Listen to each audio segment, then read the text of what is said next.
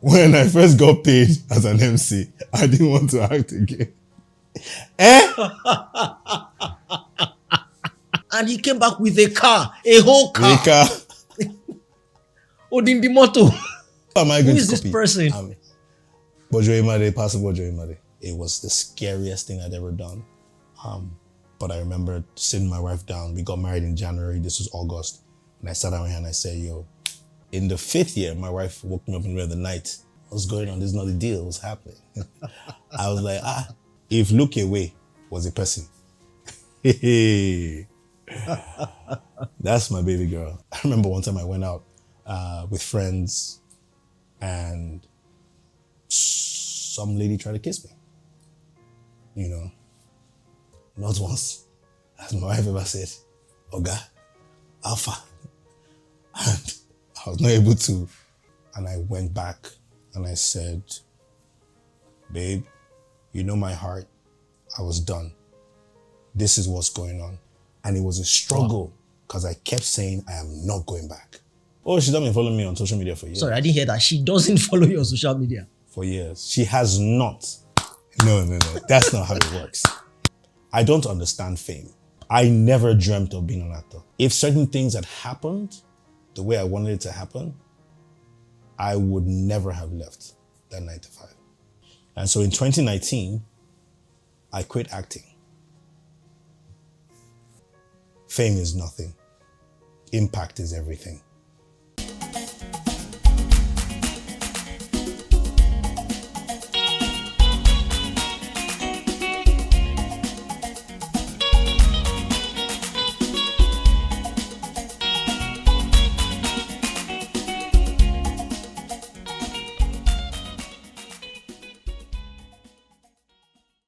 It is not a small thing to be known as one of the leading men in any movie industry in the world.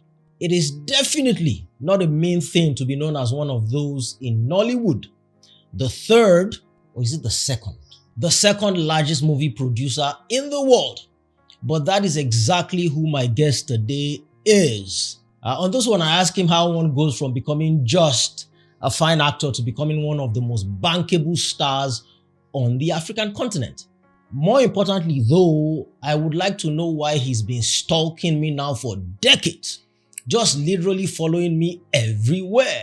On this one, I speak to the very talented, the very bankable Deyemi Okanlawon.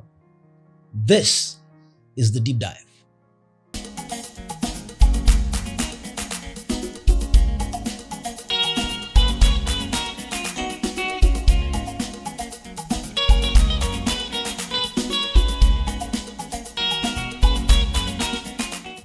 Deyemi Okanlawon with a big smile. Mr. Teju Babyface. It's an honor to be here. It's been a long time coming. And no, I have not been chasing you. In fact, you're such a imagine driving yellow Okada up and down Lagos. How will we not look at you? I can never forget just seeing you zoom past every single day. You know, back when we were. Oh yeah, I had that yellow bag that was a chick magnet. Look, we'll get to that. See, when I say you've been stalking me, see, I know what I'm saying. No? So first of all, in 1995, I am attending this. Hey, don't be mentioning this guy. Okay. I'm Gen Z now. Good. One day, many years ago, I'm attending a lesson in Ilupeju called Excel Tutors, right? You've forgotten that, haven't you? I totally forgot. So we met first of all at Excel Tutors. Excel Tutors. And then I get into Unilag 1 year later, and then we meet in Unilag again. Yes. Great. Yes, I'm acting and I leave that thing. Now you're one of the biggest actors out there.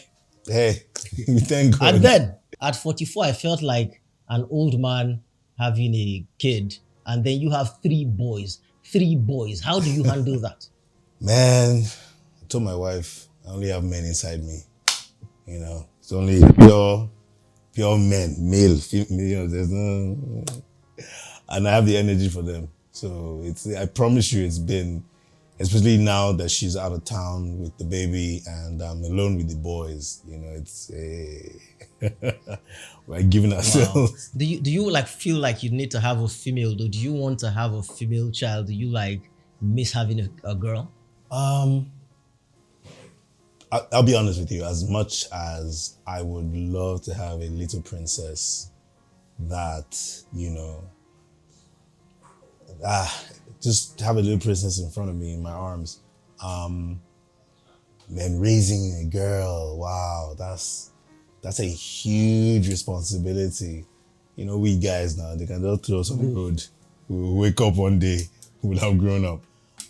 But it takes so much, and sometimes even when we first figured out, or we first found out that we were having a baby, I know I wished it was a girl, but then I also realized that, man, she's just going to steal my heart and my time, and I probably wouldn't be able to take my eyes away from her, you know. And then when we found out it was a boy, I was like, okay, God knows what he wants me to have.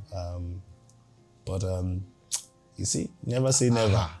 Anything can still happen. So at this point, you're still trying for more. So if you had the first child, you'd be like, it's okay. Because right now, if I had the first child, I am running for the hills. I am done. I am finished. I warned my wife. I said, look, whatever you are, I'm done. Look, listen, you get the kind of money where you could get. So I never get that kind of money that if I had certain types of money, it doesn't matter how many kids, really. Bro, if you have assets worth $10 million and you're generating 5 to 10% per annum, how much do you want to spend? I like that. So why are we limiting ourselves?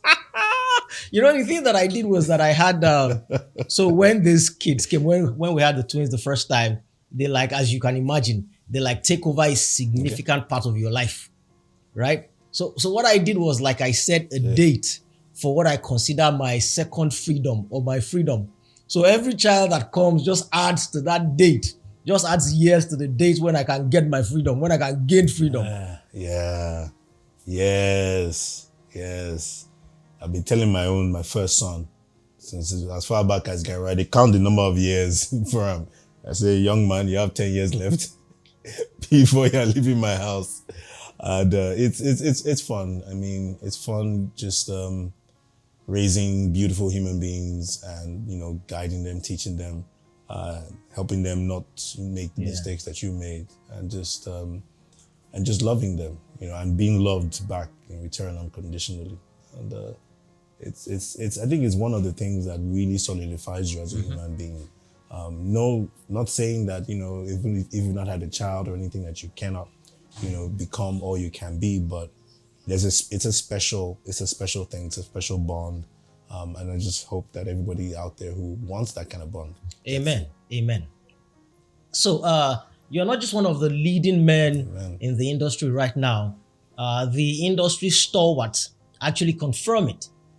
See, I'm having a chat with Joseph Benjamin in Atlanta a couple of months ago, and I asked him that this one that he's spending a lot of time out of the country, in fact, that he spent a lot of time out of the country, that who does he feel has stepped into those shoes? And he mentioned you. He mentioned you as that guy. What does it feel to be in that position that you must have been looking at others occupy that position way before you, and you wanted to, did you see this coming? How does it feel to be this person now? To be the bankable guy? So first of all, Joseph Benjamin, Naigbon, right? Big brother. And I remember, you know, coming into the industry and meeting him on one of my first few projects. I think maybe my third or fourth project I met him. And he was such an amazing guy. We became friends. He literally took me under his wings. You know, he would advise and talk to me about stuff. The one that pained me is that he traveled, he didn't tell boys, you know, so that we won't come and clear him out. I was ready to, that guy's wardrobe needed to be cleared out. He ran away. So I still have beef for him over that. You know, I've never been, let me put it this way. I'm a fiercely competitive person. Fiercely competitive. However, my idea of competition is totally different, I found out, than a lot of people. Because for me, I'm my number one competition.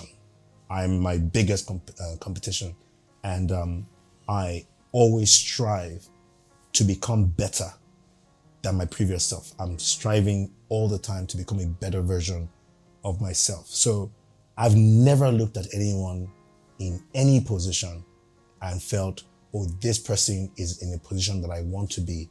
How do I get there? Because what it means is really and truly you're trying to displace someone of the grace that God has given to them. For me, I believe that everybody can be successful. The sky is super big. Just be the best version of yourself and you'll be number one on your own lane. And that's how I've always operated, and it served me well. There are so many fantastic actors. I can start, my contemporaries, I can start mentioning their names right now that are so amazing at their craft. And I just think that on my lane, I'm unbeatable. On their lanes, they're unbeatable. And that's how it should be for every one of us. So how long did it take to get here? If you had to be giving a young man, a younger man advice who's looking at where you are right now and wants to be somewhere, according to how you see it, according to your view of life, they want to be in an adjacent position. They want to be on their lane too, but they want to be a leading man. How long from start to where you are right now? Right. I never reached anywhere. I haven't. Look, this has been just about 10 years in the industry. And I promise you, I feel like I'm just starting my career. I feel like I'm just starting. It feels like there's a new wind, and I'm now doing what I'm supposed to be doing the kind of work I'm supposed to be doing, making the kind of money I'm supposed to be making, finally, getting at least, if not from awards, from the audience, the appreciation and the goodwill from the industry, getting the recognition that I believe that the work that I've put in deserves. So to answer that question, I feel like I haven't even reached anywhere yet. What I would add to that is that it's taking all of these 10 years to get to where I am. And I would not, as much as I look back and I think to myself, why didn't these things come earlier? I also realized that it needed to happen this way. I needed to go through the process to become who I am today. And I fully appreciate, every step that I took, all those days of being frustrated, all those days of, having the small wins and celebrating those small wins, all the days of seeing other people winning. And I learned really early in life to celebrate people when they're winning with a clean and a pure heart. And that's how I've lived, these last 10 years. And things started to change, I think, during COVID year with I'm gonna get to the saga when that dropped. And because I had seen the films I had done, the quality of films and the level of filmmaking that I've been involved in, especially during the COVID year, I knew I was gonna have, I knew that something was about to change, because right after I'm gonna get to the saga came, can't remember how it was structured, I think Day of Destiny or Days of Destiny, The Boys, there were several films that came out on Netflix, back to back over the next 2 years. And that just, it took time to get there. And then when I got there, I guess everything started to align and everything started to work. And then I got to a place where I realized, okay, we need to aim higher and be more. So you go back and you stretch again, you dream bigger, and it's scary, and you're back to zero, you're back to being a learner, you're back to being anxious, and so I produced my first film, All's Fair in Love. Awesome. Look, there's so much in that which you've said. First of all, the one thing that struck me was you wish you had been here earlier. There's a part of you sometimes I think, oh, I wish I'd been here earlier. That is very instructive for me, because you see, okay, so first of all, what were those years like, the years pre this 10 years when you wanted to be in this and you were hoping this would happen? What were you doing then? Oh, you in uni, you were in insurance, right? Yes. Yeah, insurance. Anyways, so I was in like the more serious part of Unilag. Oh shit. Rubbish. Oh boy, oh boy. And so, you see, while I was on campus, I was studying engineering, chemical engineering, but I also ran a business. Remember my mom's Baker's World? Yes. Yes. So I would take my mom's bread and cake. And I wake up early in the morning before going to classes, and I'll just go around campus. They would deliver with a bus. They bring with a bus, and I'll go around. I had customers, and I ran that business quite successfully on campus. At the same time, I belonged to a school fellowship drama group. It was called Harvesters Company. Now, the church called Harvesters International Christian Center. And so I was doing these three very intense, very tasking things while I was on campus. When I got out of school, I joined my mother's company as a sales manager. And what I was doing on campus then in Unilag, I started to do in about 6 campuses, including Unilag, Medilag, Yabatech, Bowen, Covenant, Babcock. Wow. I had students in each school selling Wow. cake, selling bread, especially during Valentine's. It was crazy. And I fell in love with sales and marketing. Left that, started my own business, Quicklinks Marketing Solutions. Ran that for about a year and a half before I quit to work in a financial advisory institution or company called ProShare, while my partners ran Quicklinks. Then I left ProShare to start my next company, Sales Target Company, and I was consulting for a few companies at that time. And you see, the thing is, all of these stories, when I get back to them, you'll realize that everything that I've ever done in my life, there's always been something from the previous level. And I'll give you an example. So I was in Sales Target when I met Tolu Ajayi for the first time. And I sold, there was a company I was working with, I was representing a motions graphics company. And I went to Tolu Ajayi, who's now a director, film director, he was the head of Lucid, the production arm of SONU then.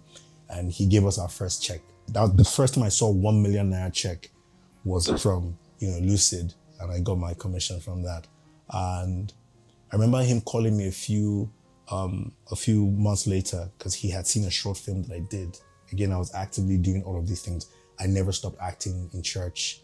I stumbled into an audition and got a role. So he saw the trailer for one of those films, and he called me up and said, Deyemi, I didn't know you acted. Yeah, sit down, let's talk. I've always wanted to do a short film. Let's do something together. And we did a short film that went super viral, That's just one of the many examples of how things from my previous life, fed into where I am today. And I'm just trying to give you the process so nobody thinks that I woke up one day and, I'm this overnight success to 10 years, more or less. And so after Sales Target Company, I got hired by a company called Dealfish. Dealfish got bought over by OLX. OLX is this really big e-commerce company back in the day. I became the head of marketing with no marketing background. I became the head of marketing for OLX Nigeria. And during this time, all the short films and the web series, Giddy Up and the likes, Knock Knock, they were all coming out. And people started to notice, and started to call me to come to auditions and things. And then one day there was a really big project. In fact, there were 2 big projects and I had to choose one of them. And both of them, I was clear that I couldn't do weekends or nights after work or take holidays or take leave off. They needed me for like 3 months. And so I turned in my resignation and earning the most I'd ever earned in my life at that time. It was the scariest thing I'd ever done. But I remember sitting my wife down. We got married in January. This was August. And I sat down with her and I said, this is what's going on. And I'm scared. And we talked through it and show her, look, we have some money here. I've invested some things over here. You know, I'm kind of good for us over the next 1 or 2 years. But I'm still scared. And then she reminded me one night, she said, I've watched you shoot from 7 a.m. in the morning till 7 a.m. the next day. And you were more alive at the end of that 7 a.m., as in at the end of that 124-hour shoot, than I've ever seen you. This is what you obviously love to do. And I see you wake up in the morning trying to go to work and you're dragging yourself to work. So maybe you should do this. And with that, you know, I was emboldened to make that move. And I did that. Scared. Very scared. But then I did the first gig. The next gig came. The next one came. What I thought was going to be a year, I actually kind of said, babe, let's try this thing for a year. So after 1 year, the jobs fell into the next year, and and it's been 10 years, going on 11. In the 5th year, my wife woke me up in the middle of the night. I was like, young man, I don't have Johnny Colele now. What's going on? This is not the deal. What's happening? I was like, madam, to me, if he's working, he's working now. It was it's not even a joking matter at all. It was a serious conversation. And there are other things as well that we needed to. I appreciate my wife because I don't know how it became or how it happened, but she seems to be a perfect actor's wife. Perfect actor's wife. She, if look away was a person, that's my baby girl. I'm telling you, if look away was a person, she like didn't permission to fly, you know. And even with my conservativeness, you know, I still, you know, I knew I had to do industry entertainment type, you know, how you do your branding and all of these things. And, you know, and she was there, she was supportive, but we still had to have those conversations. And that's where we decided things like, okay, you don't have to follow me on social media, right? Is that, yeah. And then we agreed we don't need to follow, yeah, that's fine. And what about the movies? Okay, I could tell you which ones are okay to see. You know, I don't need you watching some of the films, you know, that I do if you're not gonna be comfortable. Of course, she tried once or twice and she decided, okay, it's true.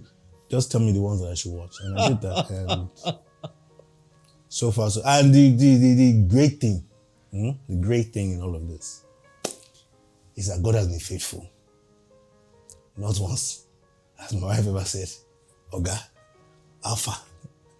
And I was not able to perform it, boy.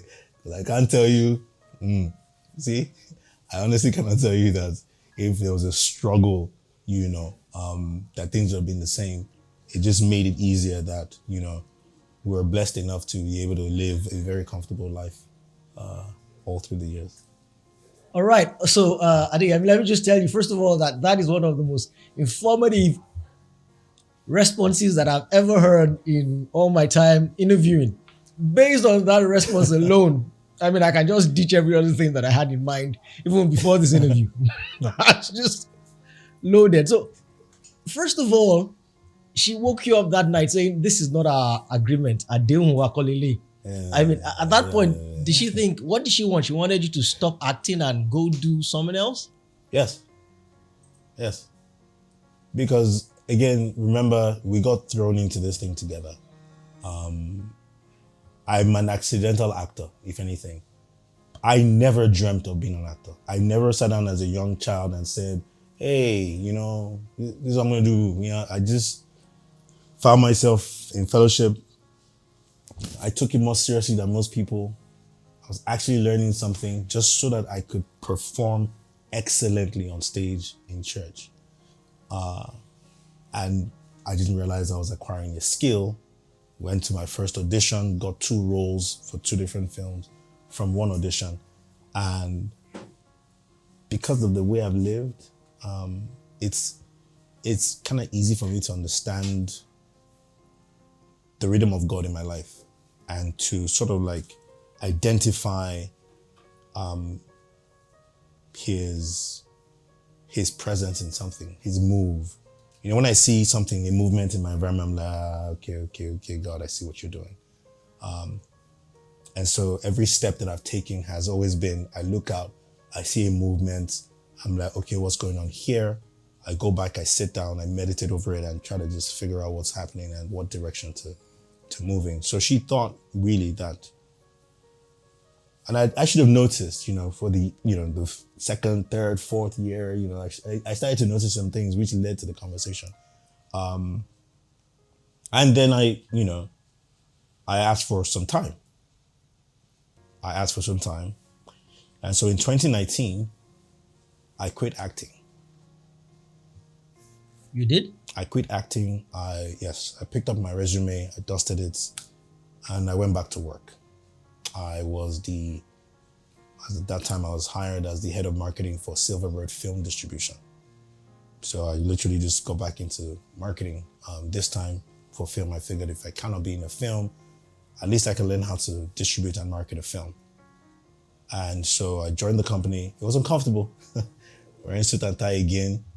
You know, have to be at work at a certain day, certain time. You know, it was a bit uncomfortable, but 2 months down the line, I got promoted to head Nollywood films, that desk for Nollywood films. And during COVID, the CEO for the company relocated and the place was vacant, and I became the acting CEO for Silverbird Film Distribution. At the time, because of COVID, things were not really happening. And so there was a lot of time because most of us were home. Then I started to get these calls, you know, Deyemi, we know you're not available. You always say you're not available. I didn't tell anybody I wasn't acting. I just said, people call me, I'm like, yeah, I'm not available. I'm busy, I'm not available. And then I started to get these calls during COVID. Hey, after, you know, the whole lockdown, we're still practicing social distancing and wearing face masks. And we started to film. People started to film and I started to get these calls. You see, one of the reasons why I left, apart from the fact that my wife was not comfortable, was that it felt like something wasn't working. And I had, it was very frustrating. Very frustrating. And so, yes, you know, she wanted to change. I saw I needed to change.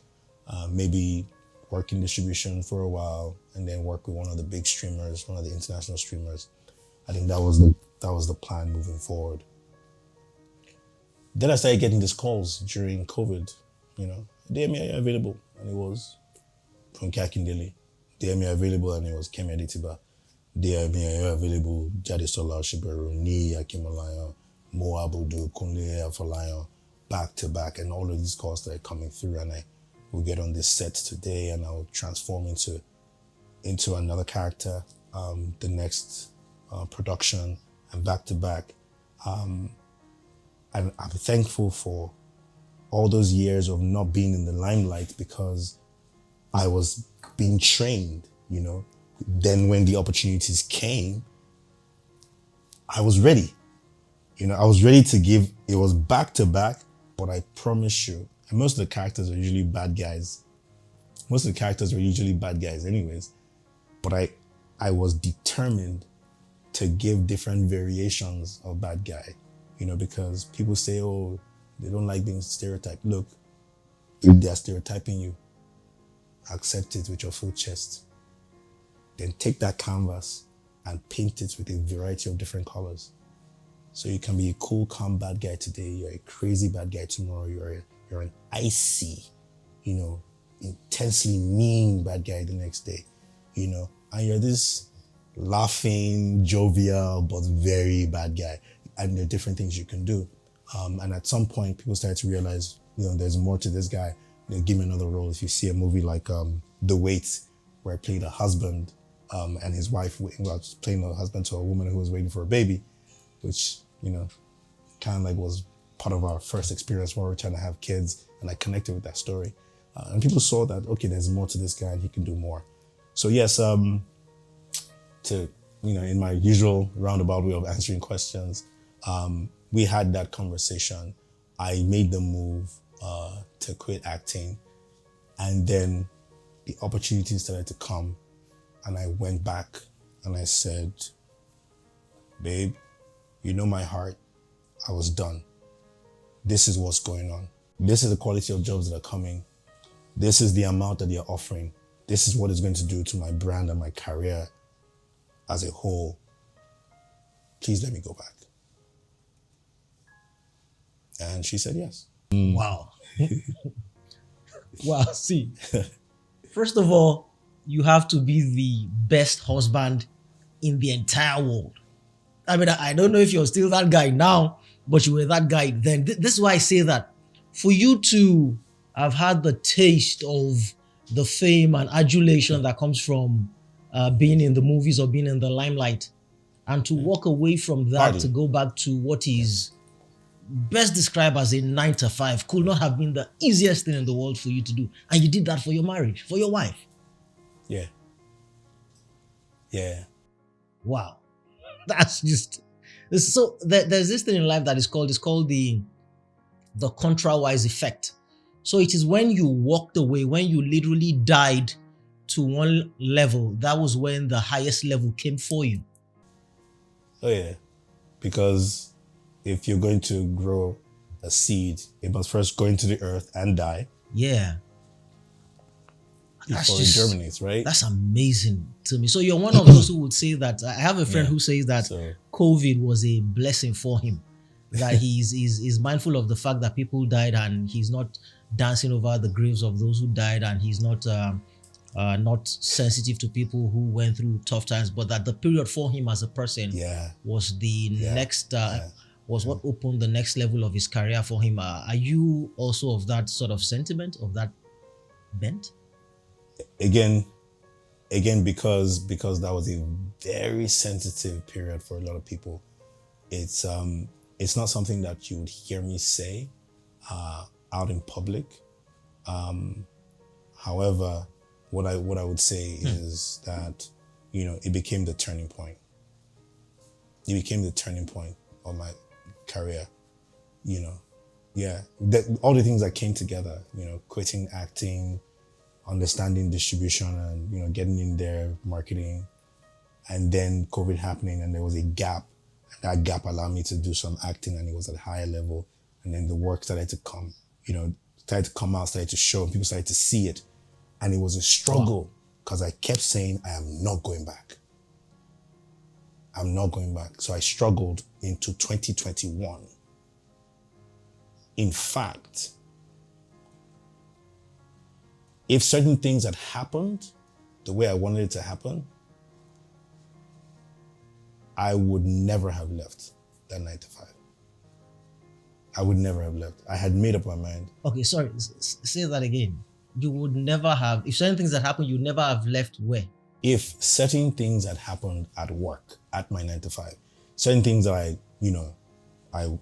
had presented, proposed, a way that the business, should function going forward, some ideas that I presented, that were slightly radical, but very necessary, because of the industry that we're in and what we're trying to achieve.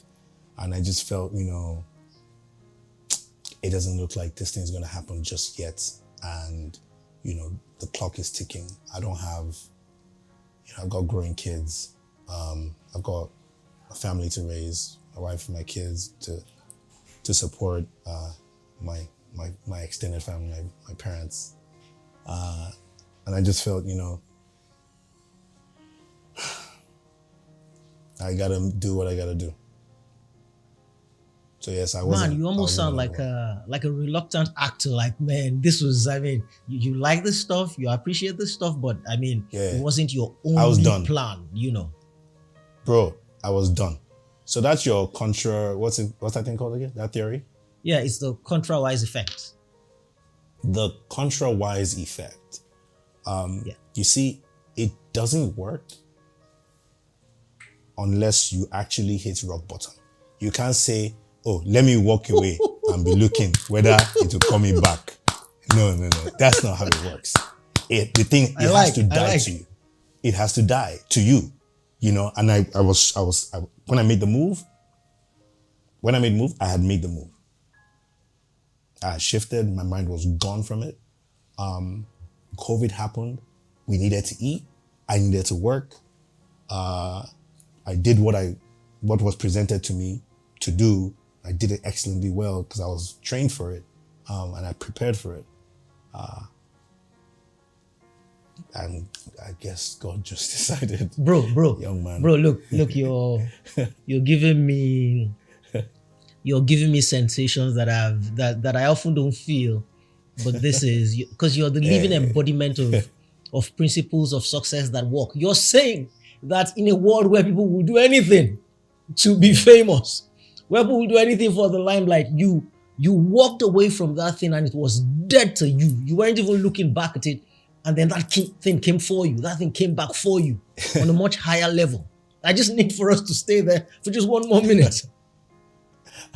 I'll tell you what. I don't understand fame or the value in it. And I know what I'm saying because I've been asked in an interview before, and I said, you know, I didn't expect to be famous. I didn't know what fame was. I was doing my 9-to-5 job in sales and marketing. There was another job that came. This time it was an actor. You know, remember I was coming from acting in church. There's no fame in acting in church now, you know? And so I just thought, oh, I'm going to work and I'm doing my job on set. I didn't realize that I call it the collateral upside. You know how you have collateral damage? I have a term called the collateral upside, where they're like incidental things that happen, you know, that you didn't plan for. I genuinely just wanted to be a great actor. There was a question that floated. In fact, there was a question I asked myself, you know, while I was trying to decide whether to leave my job and become an actor. And one of those questions was, no, this was before that. So years before that. I was much younger. And I asked myself, during one meditative period of my life, what can you be the best in the world? I was trying to figure out. You know, I was a young 20-something-year-old, late 20s-year-old guy who didn't really see much hope out there. And I was digging. I kept asking myself, what can I be the best in the world? What can I, so I could focus my strength on that, on being that, and not waste my time. And the answer that floated into my consciousness was acting. So that's why I wasn't trying to be famous. I just wanted to be. I'd seen Denzel Washington at work. There's a guy called Lyndon David Hall. Is that his name? Yes. I hope that's his name. He was in a film called Gone to 60 Seconds. Anyways, I had watched these Black American actors for years, and the feelings that I got watching them work, that feeling of, wow, how can somebody be so excellent at what they're doing? How can somebody give so much, you know, of themselves to portraying reality when it's obviously not real? And I was awed by that. And then, you know, those stories inspired me. You know how you watch some stories and you're inspired to be a better man. You know, you're inspired to be a better father. You're inspired to be a better husband. You're inspired to be a better person. You know, generally, if you're in politics, and the film is about politics, the same thing. I wanted to be that guy who inspires people to excellence and to a better life. I really wanted that feeling that I was getting. I wanted to pass it on to other people. And so, again, in my usual roundabout way, fame is nothing. Impact is everything. I would trade all the fame right now for that thing that I would do that 100 years from now, people can point to it and say there was a man called Deyemi Okanlawon who lived and who changed people's lives. Interesting. I'm plenty money. Plenty money. So it won't last sound like as if, oh, I'm too, no. Plenty money. Okay, I will I will get into the money thing in just a minute. But did I hear you say somewhere in all of that you and your wife even discuss such things as not following each other or she not following you on social media? Oh yeah, we discussed that. Oh, well, does she follow you now? Was there a period where she was not following you? Oh, she's not been following me on social media for years. Sorry, I didn't hear that. She doesn't follow you on social media. For years. She has not. Yeah, she has not been following me on social media for years. Why? Have you seen my social media? Well, I see. I saw you and the kids out wearing this nice suits. I saw you in the, you were barrel chested. Go, barrel chested in the nice velvet suit and all of that. I do see some of those. Have you seen the comments? Oh no, I tried not to do the whole comment thing. Yeah. So exactly. So it's part of it. We just agreed that it's kind of like her at work. Like, you don't bring work home. Let's not bring work home. And we had the conversation about her job because she used to bring work home a lot, and she was like a high level person at work. And we had that conversation, and it's the same way we had conversation about my job. Let's not bring it home. Let's just leave it where it is, and understand that there's a brand that needs to be built to function a certain type of way, or at least at the level of understanding that I'm at right now. This is how I believe, it should be. And we agree that, okay, let's not bring work home. So my work is outside the house, her work is outside the house. When we come together, it's me and her and the kids. I get that, which is a very nice segue for my next question. I'll still get to the money thing in a bit. So this next question I am loath to ask because I consider it one of the cheap questions, one of the low-hanging questions every time that I had been asked over the years. However, I am constrained to ask you this question in light of some of the things that you're doing. That, for example, you're in the gym, you're building these muscles, you're looking nice, you're riding a bike, you're a leading man in the movies, you're looking nice. You're essentially doing the things that are chick magnets, female magnets, right? So I'm constrained to ask this question. And you alluded to that in your last response. How do you handle all of this female attention? Leading man will have leading attention. How are you handling this? Especially in light of your faith as a Christian and a man who is devoted to his family. Can't be the easiest thing in the world.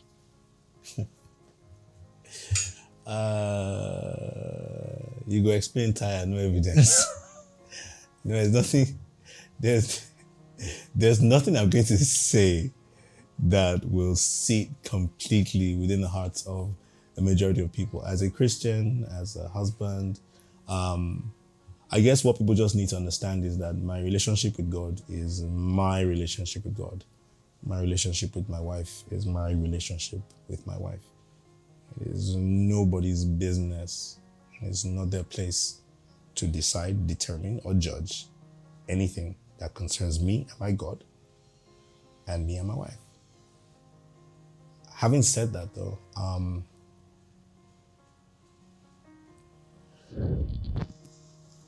I spoke about wanting to be the best version of myself. An actor is essentially his voice, his emotions, and his body. That includes your face, your physique, everything. And for me to be, where I want to be, how I've defined where I want to be as an actor, all of these things need to come together. And so about 2 years ago, before that, if I have a film coming up and I know that there's going to be some showing of skin, I'll go to the gym for 2 or 3 months, go hard. 1 year, probably not go near a gym. But then 2 years ago, I decided, you know what? I want to be ready all the time. One of my best friends, you probably know him. I'm forced to add pastor to his name. Jimmy Odukoya, Pastor Jimmy Odukoya. He's a gym buff. Before he became senior pastor, we work out together. And he just inspired me, to just want to look a certain type of way, look strong, look fit, look healthy. And it works for the films too, you see. I'm not doing it. There's nothing I do that is primarily, or the foundation of it is to become a chick magnet. You don't wear the kind of clothes you wear, and you've been dressing amazing from day one. Let me just tell you now, you and Joseph Benjamin. Because I was poor, so I used to look at you boys, our boys are cleaner. I remember how much you were collecting as MC. I remember how much Joseph Benjamin was collecting as an actor and MC. So I know these things. I used to use you for prayer points. Father Lord, please. And so you're not doing those things to be a chick magnet. You're doing those things to present yourself in the best possible light, right? And so I guess that's where it is. Now there is attention. I'm not even gonna cap about that. It's what it is. Sorry, I'm gonna add some of my Gen Z speak. Cap means not gonna lie. I'm not gonna cap. Not gonna lie. Oh yeah. We get it. Oh yeah. We're not so out of it. Thank you. Okay. And so there is a tension, and I guess it's the same for anyone, male or female, who has who's in the public space. You're going to have the whole idea of being in public spaces. You're going to have attention, whether you're in politics, you're in ministry, you're in film, or you're in music, or any form of entertainment. You're going to have attention. What you have to do is now figure out how to transmute that attention in the right way. So when your attention comes, it's how you handle it. I've been in situations where I remember one time I went out with friends and some lady tried to kiss me, and then one of my friends there, because it was a mixed crowd, men and women, guys and girls were chilling. My wife wasn't there. And one of my friends just stood up, that girl, she just came, stood up in front of me and said, no, step back, you can't come near him, and that kind of diffused the situation because it was weird. Things like that happen. You just have to put up a smile and know how to handle it. People are going to make advances. You just have to know how to handle it. And by the grace of God, just be in the right place at the right time. They don't find you in the wrong place or in the wrong mood or, whatever. That's the prayer. Okay, I can live with that answer. That's as good an answer as any I've heard. What else do you want to hear? What else did you want to hear? Wait. If you like, don't live with it. Say? If you like, don't live with it. I like it. See, let's talk the money thing for a minute. So you're making, you referred to that a few times. You're making good money now that, it's good money. But here's the thing. I've seen, and all of. Did I tell you I'm making good money? No, you didn't tell us how much. When now, did I say I'm making? You mentioned money now. You said you're getting the money that you deserve. I said things are better now. Yes, now. So it's good. It must be good money now. Yes. See how yours shine now. It's good money. It's better now. It was good. Great, don't worry. I'm good getting money there now. I'll tell you now when you allow me ask my question. I'll tell you now. Okay.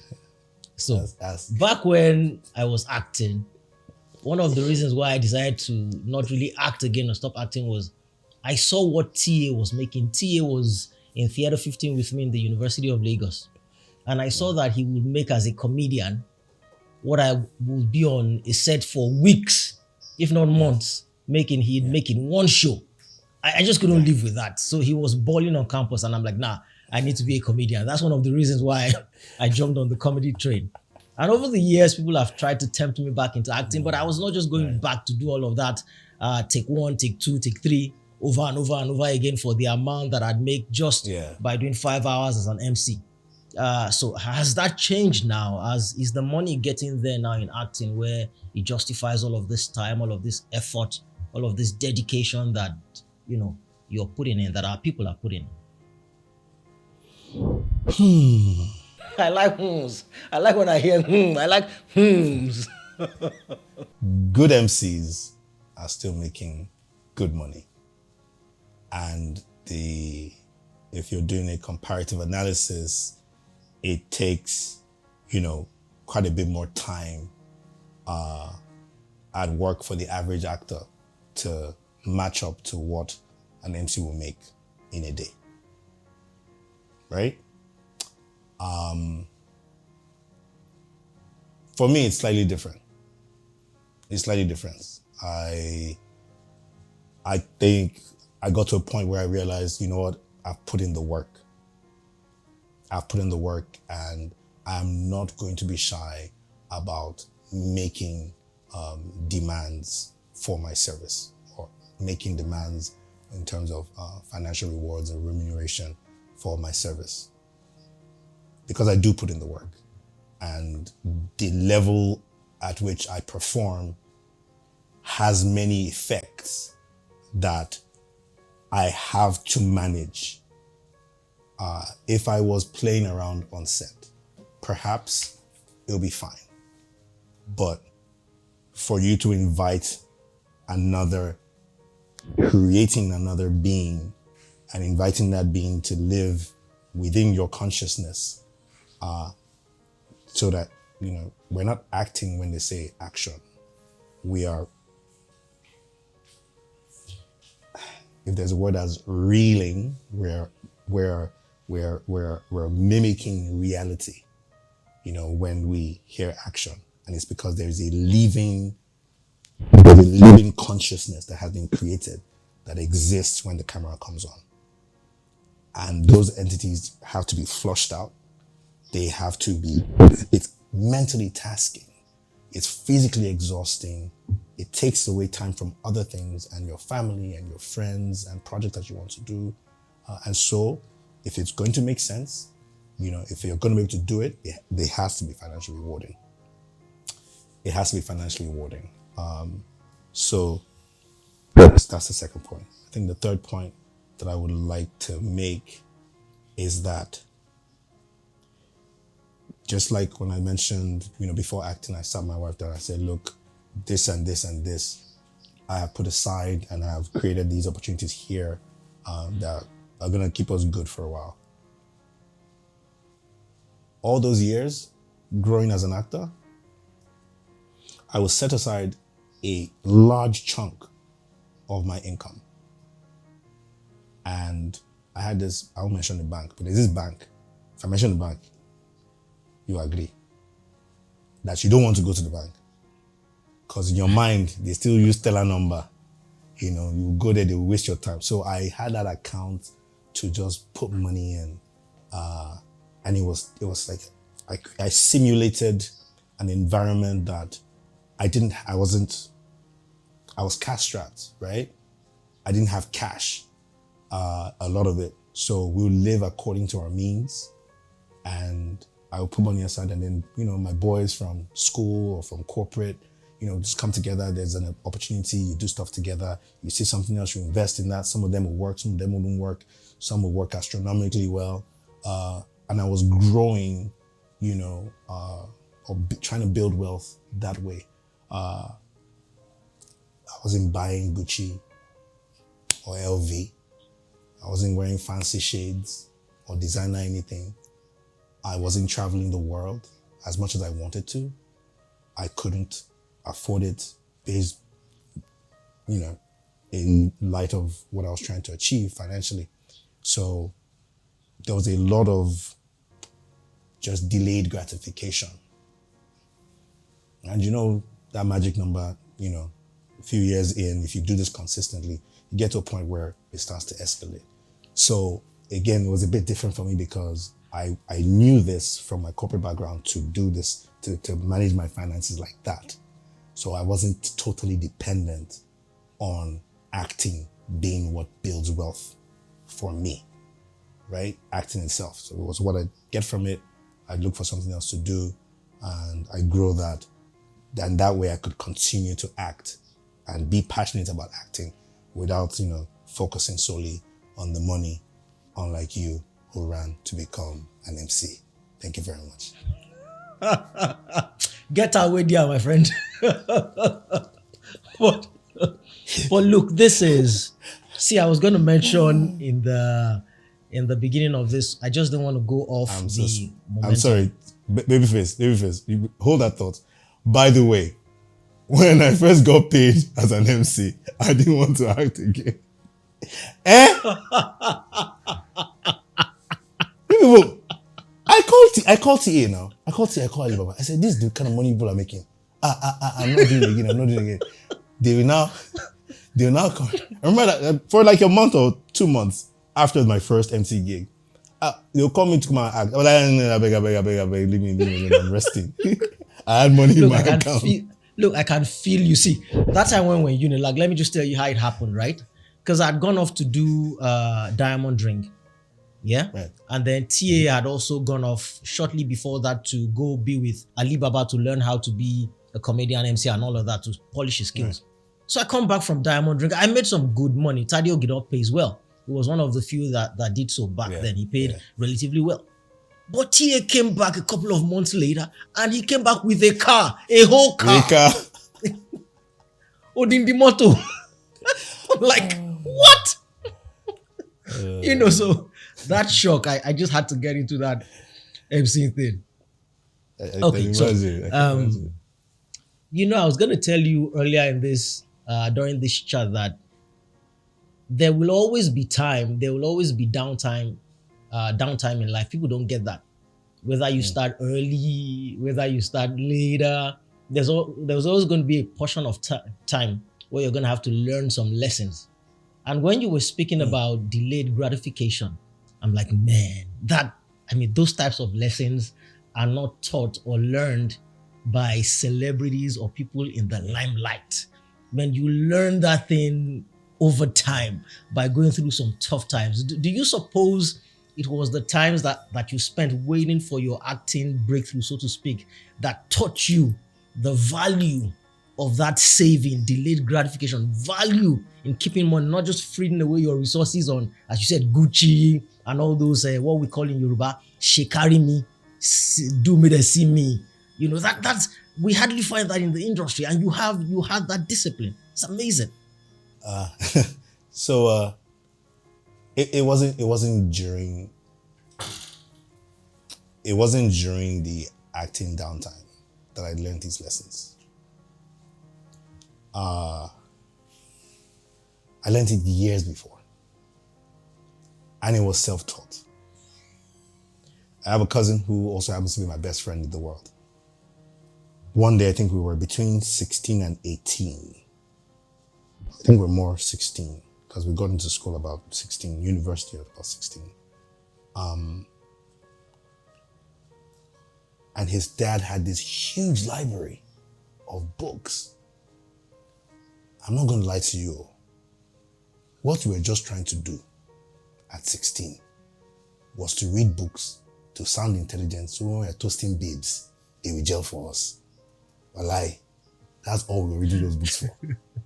So we're going from books, Shakespeare, we read the complete works of Shakespeare.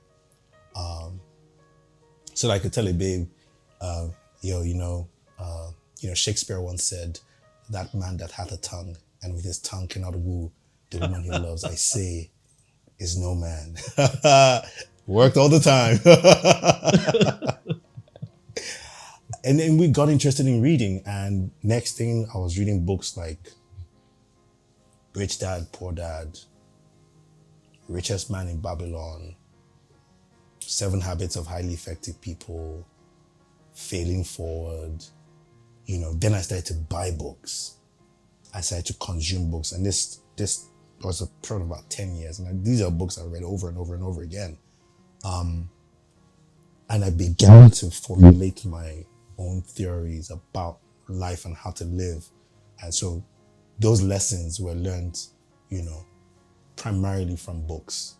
The whole idea of delayed gratification. Sometimes I look back and I'm like, we could have flossed a little bit more, which is why I'm happy that I got married to the person I got married to, because, while I'm the person who's trying to do the delayed gratification, the future, Madam is like, nah.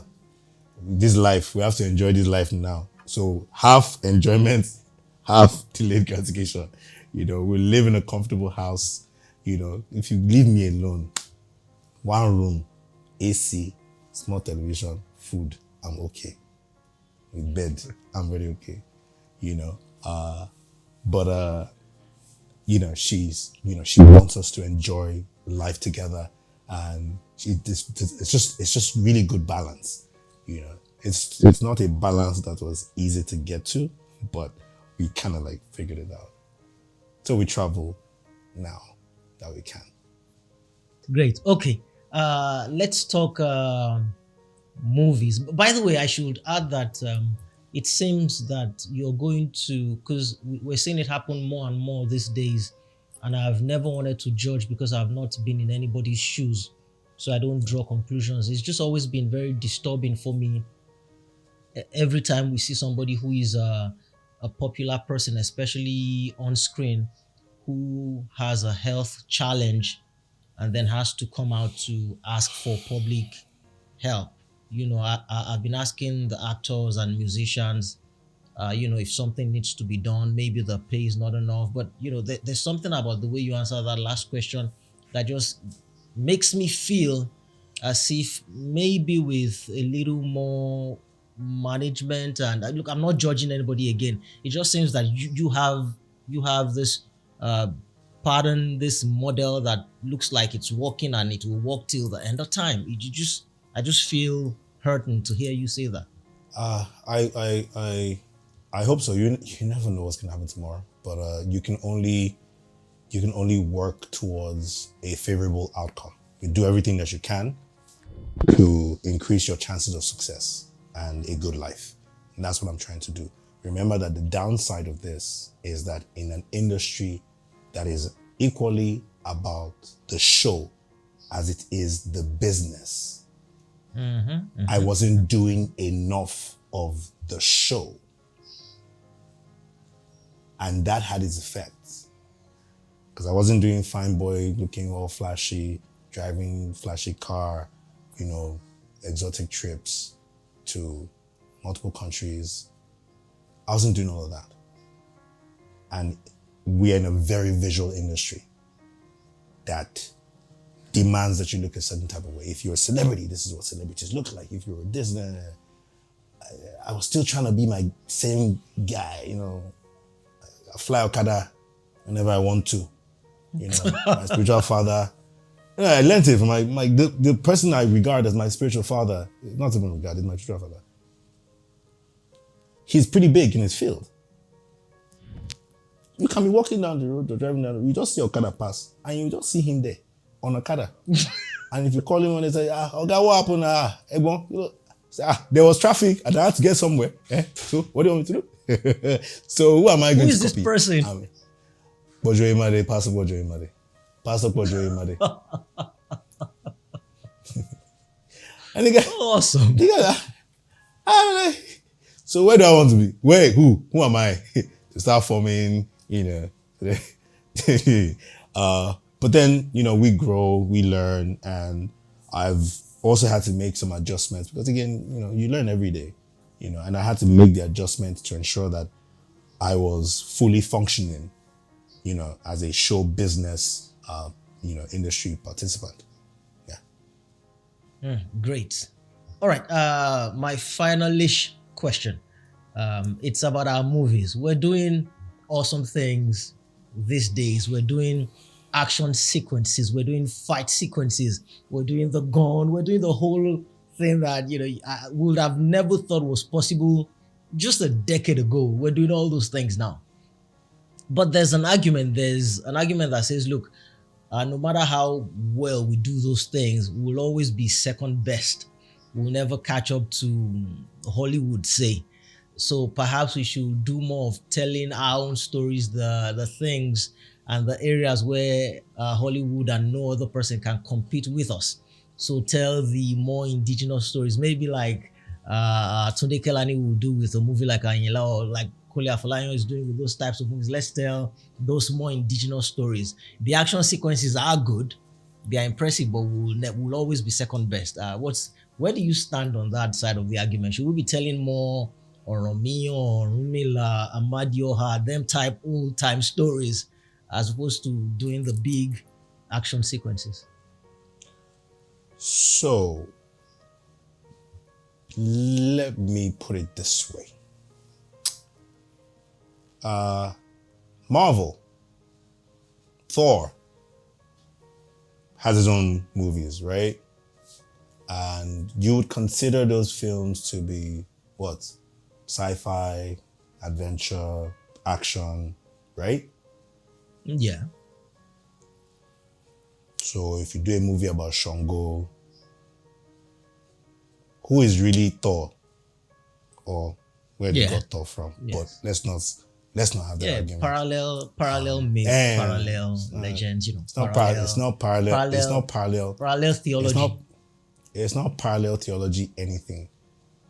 Africa is the cradle of civilization and education. And everybody in the world came to African libraries to learn stuff.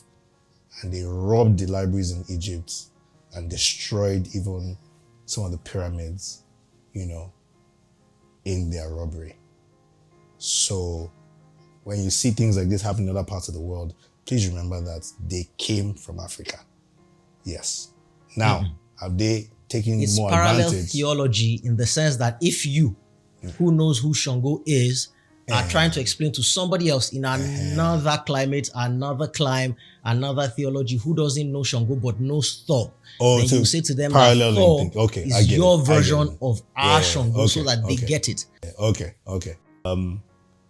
I think that people should tell the stories they want to tell. Filmmakers should tell the stories that they want to tell, because what we are interested in seeing on screen is authenticity.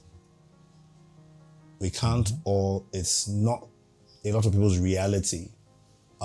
They've never really given thought to epic films or indigenous films. It's not who they are. It's not how they were brought up. They're still African. They're still Nigerians. They're still filmmakers. So as long as the story is authentic to them, I can't begin to reel off the number of films that I've been in that are nowhere near indigenous and that have been massively successful globally. I didn't even realize how global we were. We hear it all the time until I went on tour sometime in 2023 with a film. But films like Blood Sisters, Sister, films like King the Boys, all of these films have received Election Bar, even Your Excellence, a lot of films have received massive, global watch. And it just tells you that people identify with authenticity. And that's why Afrobeats is relatable, across the world. That's why music, you hear good music, authentic sound, no matter where it's coming from. You would identify with it, you will vibe with it. It's the same thing for film. So let's not box ourselves. Yes, there are things that we can achieve. Let's respect what we can do. We can push the envelope a little bit. If we know we can do something, do it. What you shouldn't just do is just try to fake it. I think that's the ultimate thing. I recently produced, again, as I said earlier, my first film. I didn't tell I didn't tell an epic story. I didn't tell an indigenous, quote unquote, story. What I did was I told a story about two young Nigerian entrepreneurs who fell in love with the same woman.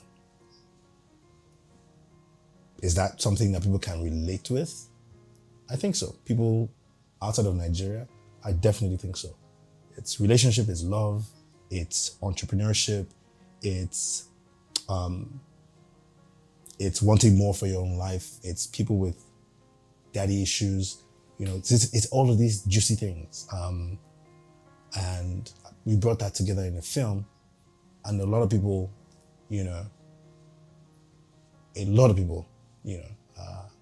love the film enough to go watch it in cinemas. And it's broken quite a few records so far. We're anticipating that when it gets on the streaming platforms, it would, resonate with even more people, Nigerians, Africans, and whoever else is interested in African storytelling, across the world. Great. Awesome. Deyemi, thank you very much for doing this with me. It's been long overdue. I hope we get opportunities to do this over and over again. We will. There's going to be more and more to talk about until we get gray and old. I'm never going to get old, but until we get gray and wizened in years. Gray, old. Yeah, as old as you think. And if you keep your mind fresh with new thoughts, you're just gonna keep living, from that elixir of youth. And I hope that we do this over and over again, and in our interactions, as we see each other grow and learn more, we can share what we've learned with everybody else. Yeah. Awesome, bro. Thanks a lot. God bless. I read your book, by the way. Yeah. So. Oh, okay. Let's start. Don't let's go yet. You read the book. Oh, that's good. I read his book. Look, you should tell me these things before. Now, I don't know on camera. Before. I didn't know that. I have a copy of the book. I've had it for like 4 years now. That's amazing. Thank you. Yeah. What I learned, and you even affirmed the same. You know that for the longest time when I was doing anything in my career, I never paid attention to whatever effect I might be having on other people. I never used to see beyond what I was doing. Yeah. And then I'd meet people, some of whom I respect and admire, who would tell me that that thing you used to do when you were in that movie, when you were doing the TV show, when you were riding the bike, for example, I used to look at you. I never used to pay attention to those things. And now for you to say that you've had my book for 4 years, that's just... I used to ride a bike. Where do you think that came from? I used to ride a bike. And I'm telling you now that I remember your yellow bike. So understand. Oh, yeah, it was a Gixxer 750. Yeah, it was like almost like a dirt bike. It was pretty high off the ground. Yeah, it was and you had your black Spider-Man type, outfit. And I was like, man. That's what I used to, again, you're right. We never know. We never know how people are looking at us and what they're getting from us, and hopefully we're putting out more good things, than we are, things that are not optimal. I think that's the best we can hope for. Amen, bro. Okay, this time we are done. What that one? Babyface. Sir. So thank you for watching our interview with Deyemi Okanlawon, with whom I go reasonably way back. It was nice to catch up again after so long. And again, as we always say, if you're not watching this, or if you're watching this out of sequence, which is to say again that you didn't see the beautiful interview that came before this part, because you're watching on maybe Facebook or Instagram or somewhere, then please go to our YouTube channel, Teju Babyface King of Talk, and see that interview. You really want to see it. And I have never asked what I'm about to ask now, because I believe that value always follows value. So I've never found a need to ask you to subscribe to this channel. But my people tell me that is what we should do. So please, if you're watching this, or if this is your second or third time, or at any time you've seen this and you have not subscribed, or you're not subscribed to this channel, please do so. And also hit the notification button so that you will know whenever we publish new content on this channel. So again, thank you for watching. All right, let's get into our wisdom roundup.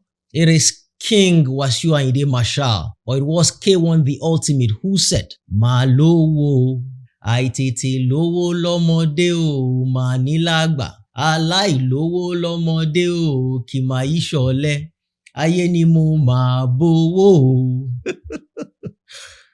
As you can tell, I love my traditional musical giants. I call them the homegrown, archetypal, original, the mainstay of African music, the source and the receptacle from which all of our music come. I love those guys. Anyway, the wisdom of K1 in that verse is this, that look, I can guarantee you, because I have the belief in my own being and my creator, I can guarantee you that I am eventually going to be successful. Even if it looks as if I didn't have money when I was a younger man, I can guarantee you that before I die, even as an older man, I am bound to be successful. I am guaranteed to be successful. Why? Because success does not come from anything that we do. Success or the winds of success are out of our control. They come for man when they come for man.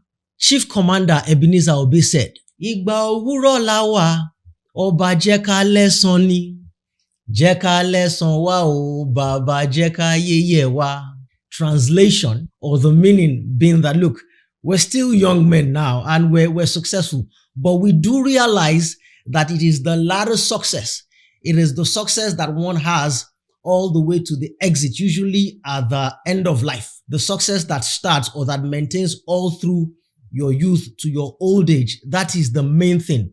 In other words, it doesn't matter how successful you are as a young person or at the beginning of your life or even midlife. What matters is how you finish. It makes no difference whatsoever if you were successful as a younger person, but you end your life in penury. I say all of this to encourage you. If you're somebody who is getting on in life in your middle age, or you are approaching what you consider your old age, it does not matter. What matters is what happens at the end of life. Nobody is giving flowers, or nobody is giving the laurels, or nobody is giving roses at the start of the race, or even in the middle of the race. We get our roses and our flowers at the end. Akin Adebayo of the Imole gospel singer sang, Ìbẹ̀rẹ̀ kì í ṣoníṣẹ́, àfẹnibàṣe dópin, wá mú wa ṣàṣeyege. Má ṣiṣẹ́ mímọ́, kí n lè dé ilé iye. Má ṣiṣẹ́ pípé o, kí n lè dé ilé ògo. Ilé mi ń bẹ lókè, ilé mi ń bẹ lókè ọ̀run. So I sang that for much longer than I should. I was actually going for the beginning part of that verse, but it seemed criminal not to sing all of that amazing verse. The point I was going for there was that Ìbẹ̀rẹ̀ kì í ṣoníṣẹ́, àfẹnibàṣe dópin. It doesn't matter how you start. It doesn't matter how successful you are in your 20s. It doesn't matter how successful you are in your 30s. It doesn't even matter how successful you are in your 40s, because they say, age-old wisdom, life starts at 40. You might just think it's an axiom, but it is true. It is how you end that matters. So I say this again to encourage you. If you're somebody for whom it has not worked out earlier in life, it does not matter. You still have enough time. As my mother told me one day when I was in the university, flunking out on my grades because I was out doing entertainment. My mother told me that, look, Ohun tó wà níta, ó ṣì tó aṣọ sá o. Meaning that even though you should have laundered and washed your clothes and spread them out in the sun to dry earlier in the day, if you still do it now, there is still enough sunshine to dry those clothes. So I'm saying to you now that even if you're in your 40s, even if you're in your 50s, even if you're in your 60s, as long as you still have breath, you have life, and you have the strength, you can still get that thing. And I put it to you that the success that comes to you later in life means more and is more valuable than success that comes to you earlier. Why? Because now you have the requisite wisdom and knowledge and understanding and the experiences of life and in life to hold on to your success and make that thing go much further than if you had had it in your 20s. That's why the Yoruba say that Owó tọ́mọdé bá kọ́kọ́ ní, ìmọ̀ fi ń jàkàrà ni, which means that success that comes for you early or earlier in life is most likely or more likely to be wasted or fried away by you because you don't have enough wisdom and experience in life. So, in conclusion, if you take only one thing away from everything that I've said, it is not a lie that life begins at 40. It's not something that some people came up with to console themselves. No. As King Solomon said, a good man leaves an inheritance not only for his children, but for his children's children, up until the third generation. So the only success that matters is the success that lasts up until your old age, until you go out, so that even your descendants can bless the memory of you and your name. So don't worry about it if it hasn't happened for you yet. You still have more than enough time. And when you get it later on, you value it more, you will use it better, and it will mean that much more. All right. I'll see you on the next one.